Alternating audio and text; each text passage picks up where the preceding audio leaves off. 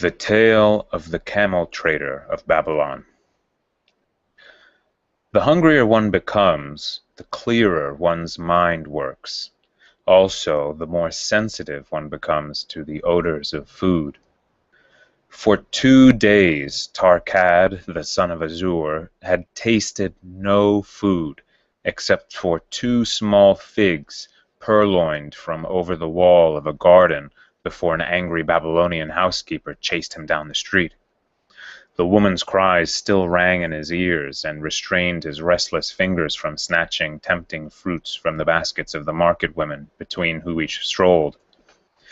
He paced back and forth before the eating house, hoping to meet someone he knew, someone from whom he could borrow a bit of copper that would gain him a friendly smile and a liberal helping from the fat keeper. Without the copper, he knew how unwelcome he would be. In his abstraction, he unexpectedly found himself face to face with the tall, bony figure of Dabasir, the camel trader.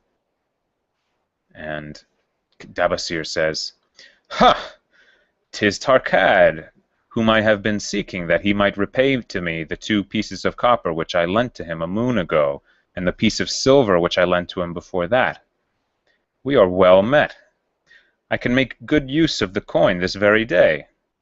What say, boy? What say?" So Dabasir is asking him for the money back that he had loaned to him. Tarkad stuttered, and his face flushed. He had little desire to encounter the outspoken Dabasir, and he says, "I am sorry, very sorry, but I have not the copper, nor the silver with which I could repay." And then Dabasir says, "Well, but get it then. Surely thou canst get a few coppers and a piece of silver to repay the generosity of an old friend of thy father, who aided thee when thou wast in need."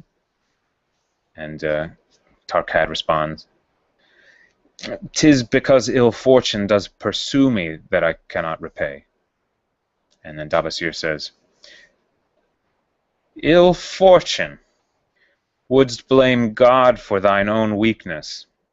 Ill fortune pursues every man who thinks more of borrowing than of repaying. Come with me, boy, while I eat. I am hungry, and I would tell thee a tale." Tarkad flinched from the brutal frankness of Dabasir, but here at last was an invitation to enter the coveted doorway of the eating house. Dabasir pushed him to a far corner of the room where they seated themselves upon small rugs.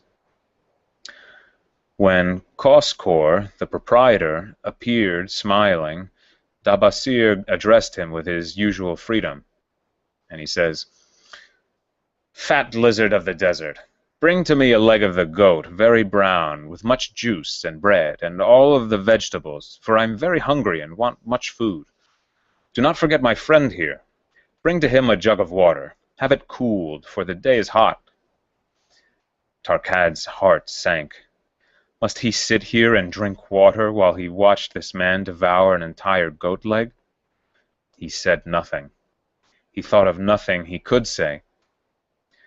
Dabasir, however, knew no such thing as silence. Smiling and waving his hand good-naturedly to the other customers, all of whom knew him, he continued. And he says, "I did hear from a traveler just returned from Urfa of a certain rich man who has a piece of stone cut so thin that one can look through it. He put it in the window of his house to keep out the rains. It is yellow, so this traveler does relate, and he was permitted to look through it, and all the outside world looks strange and not like it really is. What say you to that, Tarkad? Thinkest all the world could look to a man a different color what it is?" And then Tarkad responds, "I dare say," responded the youth, much more interested in the fat leg of goat placed before Dabasir.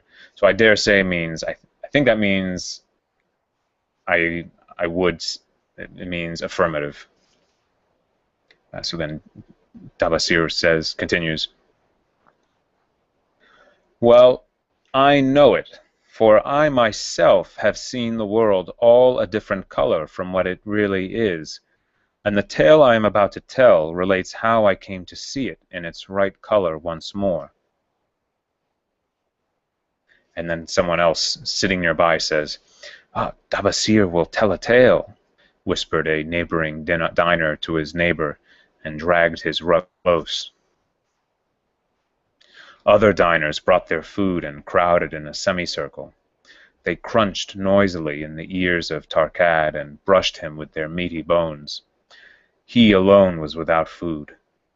Dabasir did not offer to share with him, nor even motion him to a small comer of the hard bread that was broken off and had fallen from the platter to the floor.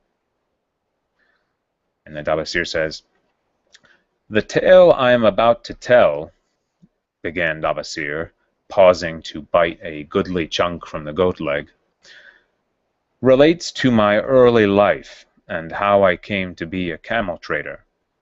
Didst anyone know that I was once a slave in Syria?" A murmur of surprise ran through the audience, to which Dabasir listened with satisfaction. And he continues, "When I was a young man," continued Dabasir, after another vicious onslaught on the goat leg, "I learned the trade of my father, the making of saddles. I worked with him in his shop and took to myself a wife. Being young and not greatly skilled, I could earn but little, just enough to support my excellent wife in a modest way. I craved good things which I could not afford. Soon I found that the shopkeepers would trust me to pay later, even though I could not pay at the time. So I indulged my desires and wore fine raiment and brought many things for my wife and my home beyond the reach of my earnings. I paid as I could, and for a while all went well. But in time I discovered I could not use my earnings both to live upon and to pay my debts. Creditors began to pursue me to pay for my extravagant purchases, and my life became miserable. I borrowed from my friends, but could not repay them either.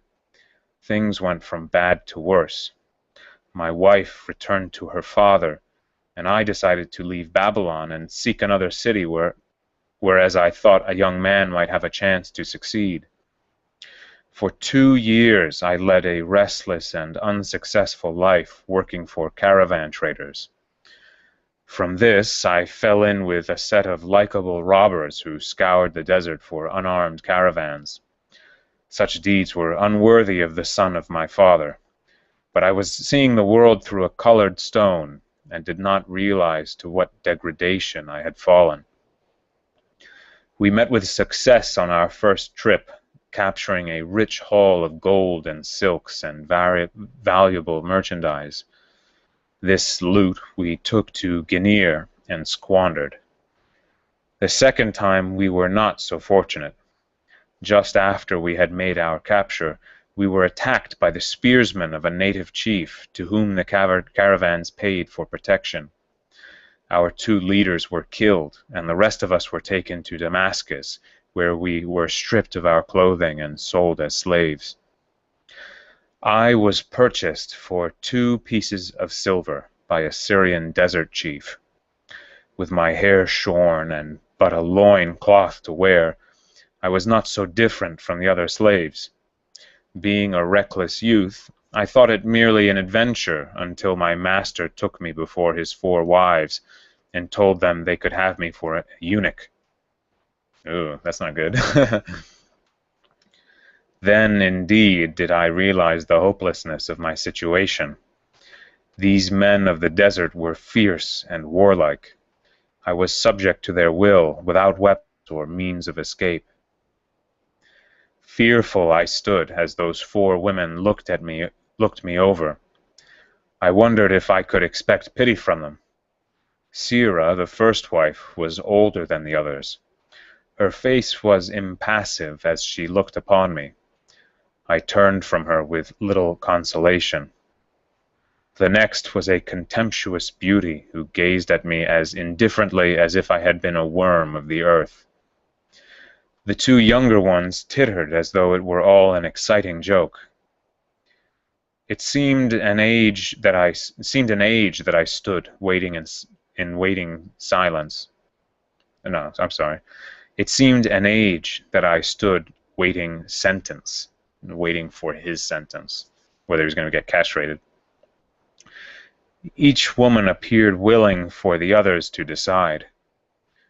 Finally, Sira spoke up in a cold voice, and she said, "Of eunuchs we have plenty, but of camel tenders we have few, and they are a worthless lot.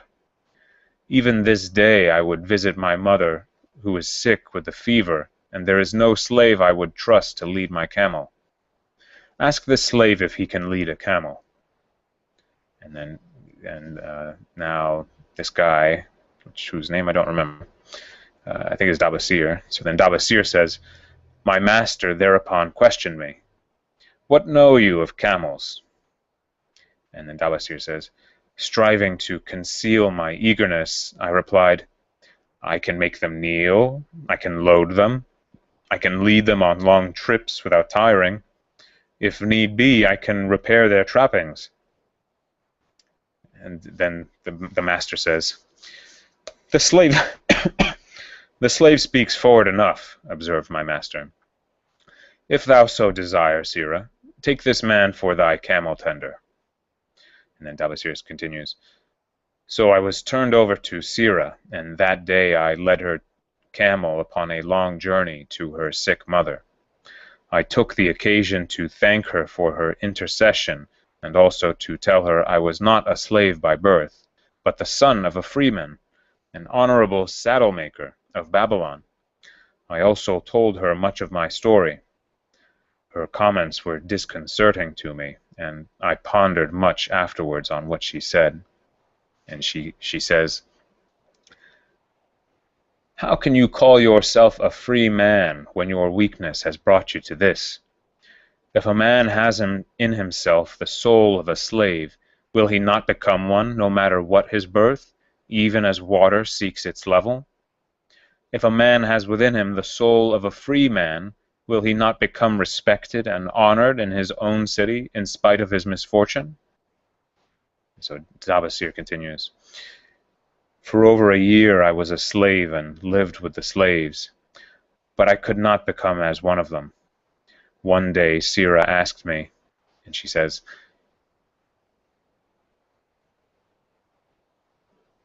'In the even, uh,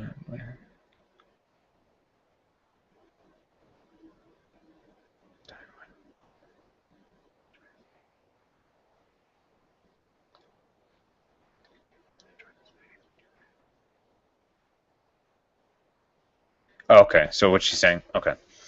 So Sira says to Dabasir, "In the even," meaning the evening, I think, "time," so the evening is time when the other slaves can mingle and enjoy the society of each other, thy tent alone." So she's saying, it's the evening, all the slaves are, chatting, but you're by yourself. What's up? Why is that? Why are you doing that? And then Dabasir responds, "I am pondering what you have said to me. I wonder if I have the soul of a slave.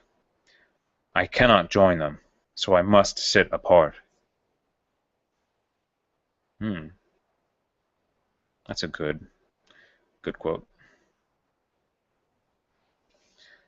And she responds, "I too must sit apart," she confided. And she says, "My dowry was large, and my lord married me because of it. Yet he does not desire me.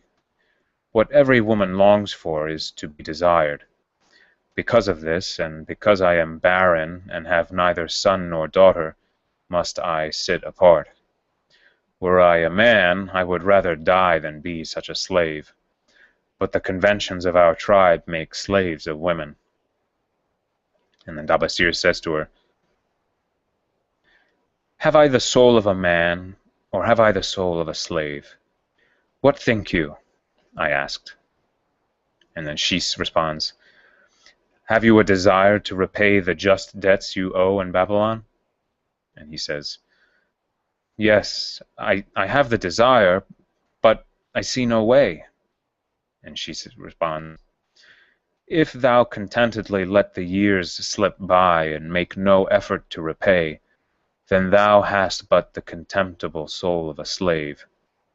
No man is otherwise who cannot respect himself, and no man can respect himself who does not repay honest debts."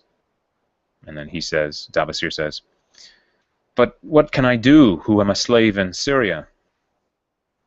And she says, "Stay a slave in Syria, thou weakling." And he says, and Dabasir responds, "I'm not a weakling," I denied hotly. And then she says, "Then prove it." And he says, "How?" And then Sira, "Dost not thy great king fight his enemies in every way he can, and with every force he has? Thy debts are thy enemies that have run thee out of Babylon. You left them alone, and they grew too strong for thee. Hadst fought them as a man, thou couldst have conquered them and been one, honored among thy townspeople. But thou had not the soul to fight them, and behold, thou hast gone down until thou art a slave in Syria."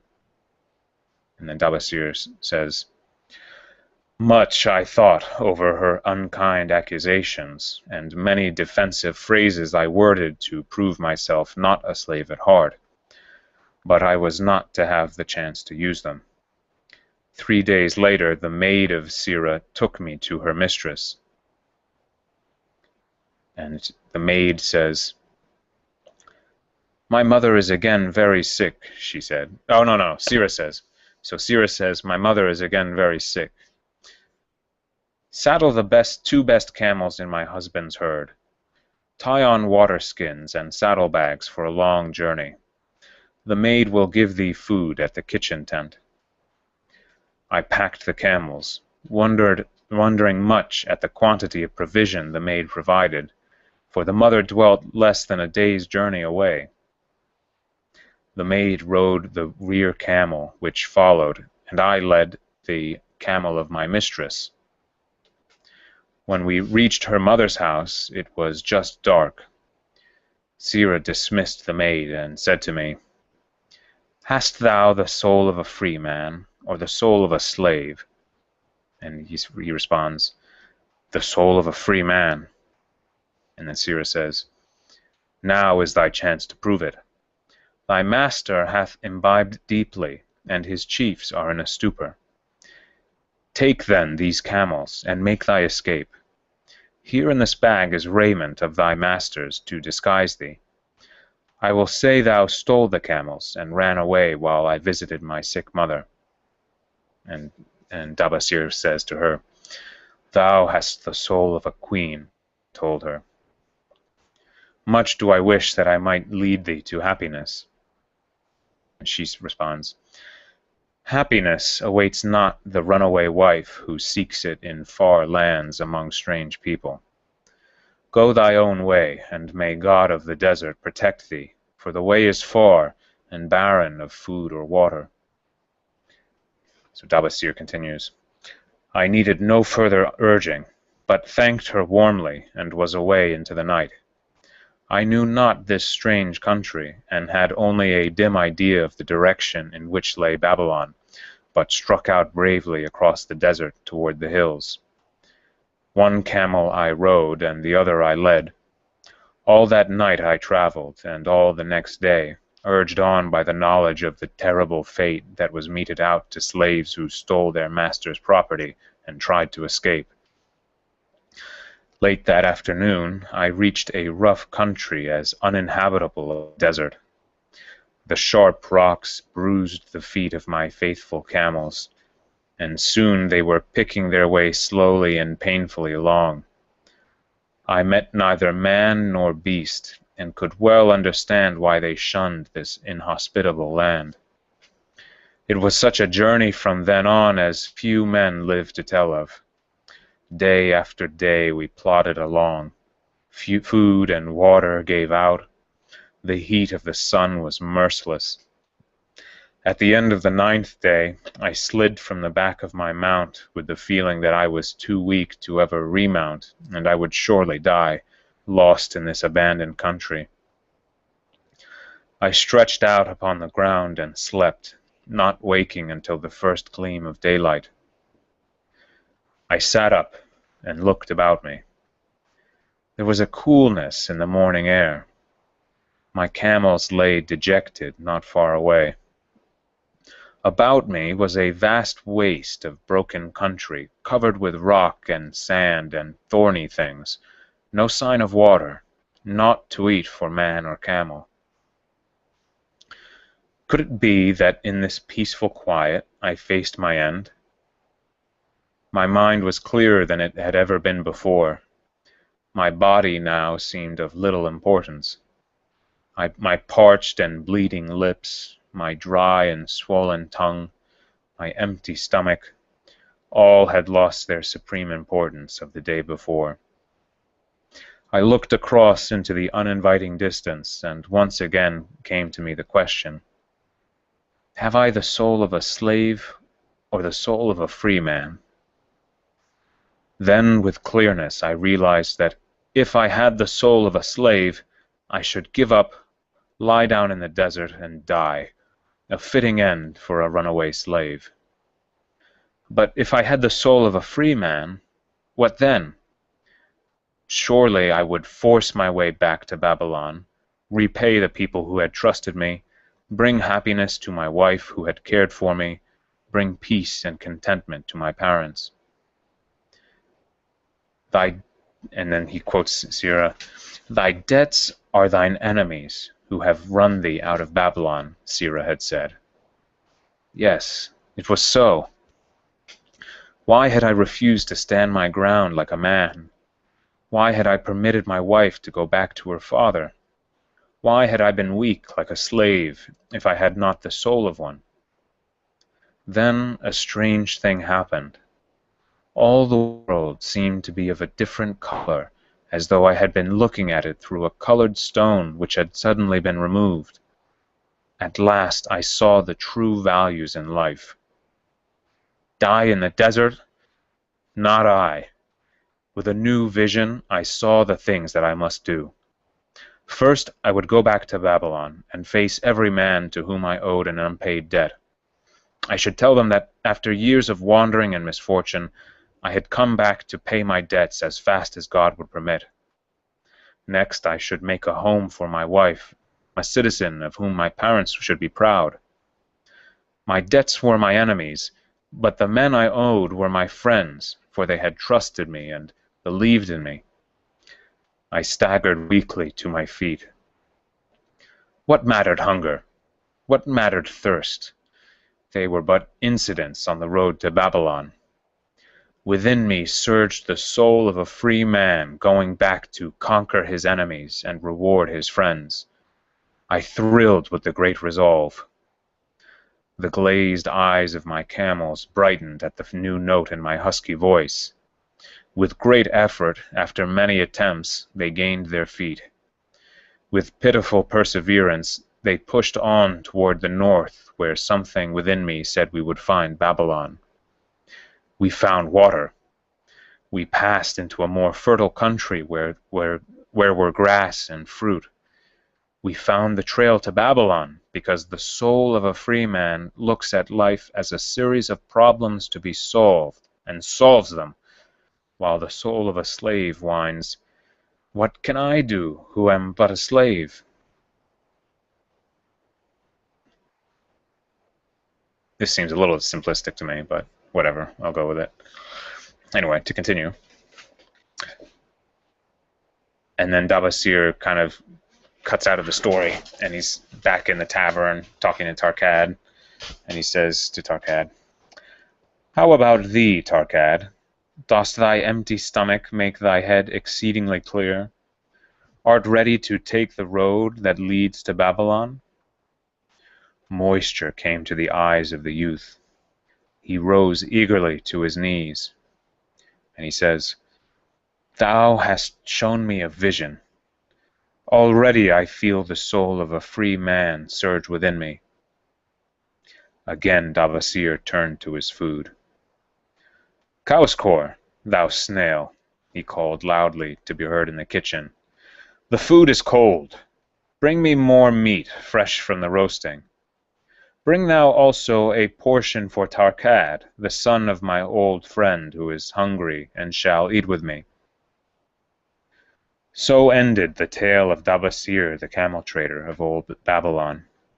He found his own soul when he realized a great truth, a truth that has been known and that had been known and used by wise men long before his time. It has led men of all ages out of difficulties and into success, and it will continue to do so for those who have the wisdom to understand its magic power. It is for any man to use who reads these lines. And it says, this is the idea, where the determination is, the way can be found. Where there's a will, there's a way. Yeah. So I guess that's the lesson. I don't really find that a very persuasive tale. It's just, but I get the idea. All right, well, that's the end of that tale. So I'll stop there.